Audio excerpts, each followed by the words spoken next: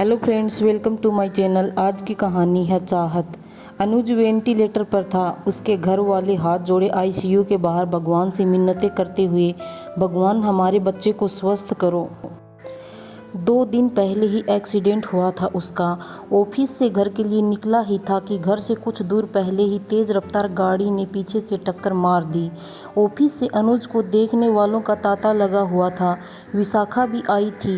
बेहद खूबसूरत सांवला रंग, स्टेप्स में कटे बाल, लॉन्ग कुर्ती और मैचिंग प्लाजो में बेहद आकर्षक लग रही थी।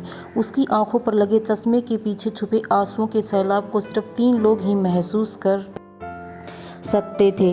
एक अनुज, दूसरी वो खुद, तीसरी उसकी दोस्त महक। आईसीयू के बाहर बैठे अनुज के घरवालों से बातचीत महक ने की। अपना फ़ोन नंबर दिया अनुज के छोटे भाई को। कुछ भी सुधार हो मुझे फ़ोन करना। महक ने विशाखा का हाथ पकड़ रखा था, उसे भावनात्मक सहारा देने के लिए। विशाखा महक के साथ कार में बैठकर फूट फूट कर रो पड़ी। विशाखा बोली, मेरी किस्मत ही खराब है महक। उस दिन शाम को मिलना था हमें कॉफ़ी शॉप में। अनुज की बातों से लग रहा था उस दिन प्रपोज करने वाला है, और देखो ना क्या से क्या हो गया। महक ने कहा, सब ठीक हो जाएगा विशाखा, हिम्मत रख। विशाखा बोली, पिछले 3 सालों से सिर्फ उसके प्यार को महसूस करती रही। मैंने माँ बाप को बचपन में खो दिया था। मुझे लगता था कि मेरी किस्मत ही खराब है, पर जब से अनुज मेरी ज़िंदगी में आया रौनक ही रौनक भर गई। विशाखा फिर बोली, मैंने सोचा था अनुज से दूर रहूँगी, कहीं उसे भी ना खो दूँ, पर अनुज की बातों में आ गई मैं। उससे मिलने को तैयार हो गई। फपक फपक कर रो रही विशाखा महक ने उसे अपने गले से लगा लिया और कहा, वो तुझसे बहुत प्यार करता है विशाखा। मैंने उसकी आंखों में तेरे लिए बहुत कुछ देखा है। विशाखा बोली, जानती हूँ, मैंने भी महसूस किया था। जितना मैं उसे चाहती हूँ उससे कहीं ज़्यादा वो मुझे चाहता है, पर मेरी किस्मत देखो महक। विशाखा के आंसू नहीं रुक रहे थे।